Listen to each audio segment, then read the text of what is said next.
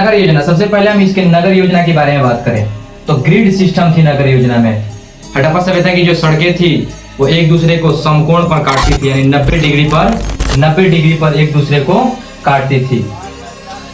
नगर योजना में पक्की ईंटों का प्रयोग होता था और दो तरह के नगर हुआ करते थे, एक निचला नगर, दूसरा उच्च नगर, यानी नगर दुर्ग और निचला नगर। दो तरह के नगर हुआ करते थे, एक उच्च स्थान पर, एक निम्न स्थान पर। यहाँ से तो एक बात निकलती है कि उच्च स्थान पर रहने वाले लोग अत्यधिक धनी हुआ करते होंगे, वही निम्न स्थान पर रहने वाले लोगों के पास उनकी आर्थिक स्थिति सही नहीं होगी, जिसकी वजह से वो निचले स्थान पर रहा करते होंगे।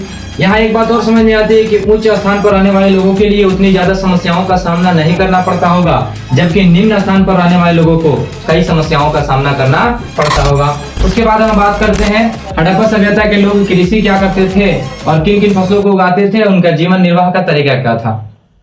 गेहूं का उत्पादन करते थे, जौ का उत्पादन करते थे। हड़प्पा से हमें चावल के उत्पादन के साक्ष्य उतना नहीं मिले हैं, इसलिए इसे हमने नहीं लिखा है। उसके बाद बैल का पालन करते थे।